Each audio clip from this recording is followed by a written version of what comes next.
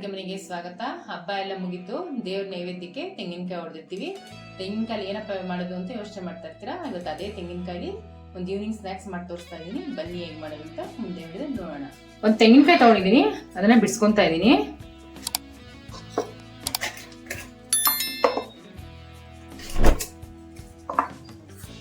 ನೋಡಿ ಈ ತರ ತಕ್ಕೊಂಡ್ಬಿಟ್ಟು ಆಮೇಲೆ ಇದು ಕಪ್ಪದಿರತ್ತಲ್ಲ ಅದು ತಕ್ಕೊಂಡ್ಬಿಡ್ಬೇಕು. ಟೀ ಕಾಫಿ ಜೊತೆಗಂತೂ ತುಂಬಾ ಚೆನ್ನಾಗಿರುತ್ತೆ ಇದು, ಮತ್ತೆ ಮಕ್ಳಿಗಂತೂ ತುಂಬಾ ಇಷ್ಟ ಆಗುತ್ತೆ. ಮತ್ತೆ ಸ್ನಾಕ್ಸ್ ಬಾಕ್ಸ್ಗೂ ಕಳಿಸ್ಬೋದು ಮಕ್ಳಿಗೆ. ಎಲ್ಲಾನು ಈ ತರ ಮಾಡಿಟ್ಕೊಂಡ್ಬಿಡೋಣ. ಇವಾಗ ನೋಡಿ ಕಪ್ಪಗಿರಿದಾರ ತೆಗ್ದಿಟ್ಕೊಂಡಿದೀನಿ. ಇವಾಗ ಸಣ್ಣ ಸಣ್ಣಗೆ ಕಟ್ ಮಾಡ್ಕೊಂಡ್ಬಿಡೋಣ.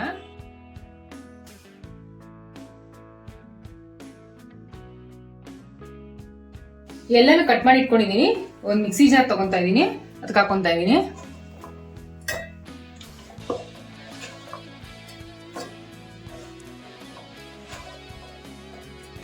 ಇದನ್ನೇ ಒಂದು ನುಣ್ಣಗೆ ರುಬ್ಕೊಂಡ್ಬಂದ್ಬಿಡೋಣ. ನೋಡಿ ಈ ತರ ರುಬ್ಕೊಂಡಿದ್ದೀನಿ. ಇವಾಗ ತೆಂಗಿನಕಾಯಿನ ಒಂದು ಮಿಕ್ಸಿಂಗ್ ಬೌಲ್ ಶಿಫ್ಟ್ ಮಾಡ್ಕೊತಾ ಇದೀನಿ.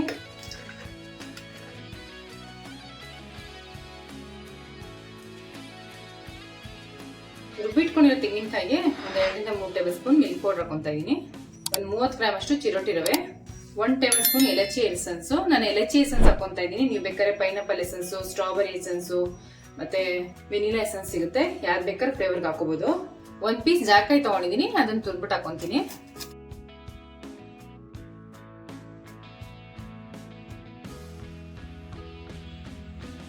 ಸಕ್ಕರೆನ ಪುಡಿ ಮಾಡಿ ಇಟ್ಕೊಂಡಿದೀನಿ, 120 ಗ್ರಾಮ್ ಅಷ್ಟು, ಅದನ್ನ ಹಾಕೊಂತಾ ಇದೀನಿ. 1 ಕಪ್ ಮೈದಾ ತಗೊಂಡಿದೀನಿ, ಅದನ್ನ ಹಾಕೊಂತಾ ಇದೀನಿ. ನೀವು ಬೇಕಾದ್ರೆ ಗೋಧಿ ಹಿಟ್ಟಲ್ಲೂ ಮಾಡ್ಕೋಬಹುದು. ಇವಾಗ ಚೆನ್ನಾಗಿ ಮಿಕ್ಸ್ ಮಾಡ್ಕೊಂಬೋಣ. ಒಂದ್ಸಲಿ ನೀಟಾಗಿ ಹೊಂದ್ಕೋಬೇಕು, ಆ ತರ ಮಿಕ್ಸ್ ಮಾಡ್ಕೋಬೇಕು. ನೋಡಿ ಇನ್ನೊಂದು ಅರ್ಧ ಕಪ್ ಮೈದಾ ಹಾಕೊಂತಾ ಇದೀನಿ. ಇದಕ್ಕೆ ಇನ್ನೊಂದ್ಸರಿ ನೀಟಾಗಿ ಮಿಕ್ಸ್ ಮಾಡ್ಕೊಂಡ್ಬಿಡೋಣ. ನೋಡಿ ಮಿಕ್ಸ್ ಮಾಡ್ಕೊಂಡಾಗಿದೆ. ಈಗ ಹಾಲನ್ನ ಕಾಯಿಸಿ ಆರಿಸಿಟ್ಕೊಂಡಿದೀನಿ. ಅದನ್ನ ಸ್ವಲ್ಪನೇ ಹಾಕೊಂಡು ನೋಡ್ಕೊಂಡು ಕಲ್ಸ್ಕೋಬೇಕು. ತುಂಬಾ ತೆಳು ಆಗ್ಬಾರ್ದು ಹಿಟ್ಟು.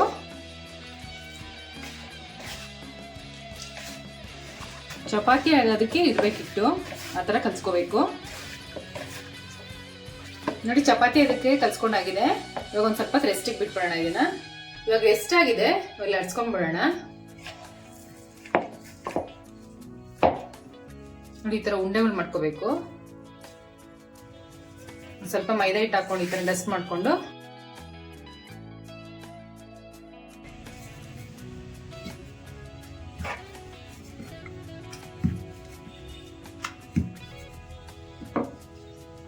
ನೋಡಿ ಇಷ್ಟು ದಪ್ಪ ಇರಬೇಕು. ನೀವು ಯಾವ ಶೇಪ್ ಬೇಕೋ ಆ ಶೇಪ್ ಮಾಡ್ಕೋಬಹುದು. ನೋಡಿ ಈ ತರ ಶೇಪಲ್ಲಿ.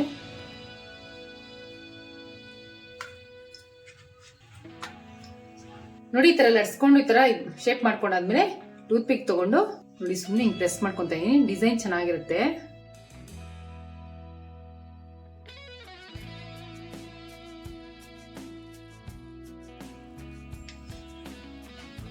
ಇವಾಗ ಇದನ್ನ ಕರ್ಕೊಂಡ್ಬಿಡೋಣ. ಒಂದು ಬಾಣಲಿ ತಗೊಂಡು ಎಣ್ಣೆ ಕಾಯಕ್ಕೆ ಇಟ್ಕೊಂಡಿದೀನಿ. ಇವಾಗ ಎಣ್ಣೆ ಕಾದಿದೆ, ಒಂದೊಂದಾಗಿ ಹಾಕೊಂಡು ಕರ್ಕೊಂಡ್ಬಿಡೋಣ. ಲೋ ಫ್ಲೇಮ್ ಅಲ್ಲಿ ಕರ್ಕೋಬೇಕು.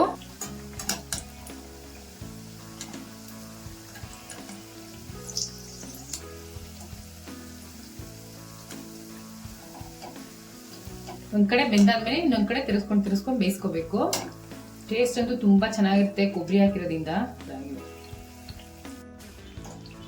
ನೋಡಿ ಇವಾಗ ಆಗಿದೆ, ಒಳ್ಳೆ ಗೋಲ್ಡನ್ ಬ್ರೌನ್ ಕಲರ್ ಬಂದಿದೆ.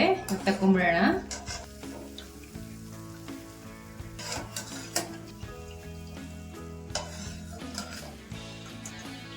ನೋಡಿ ಎಷ್ಟು ಕ್ರಿಸ್ಪಿ ಆಗಿದೆ.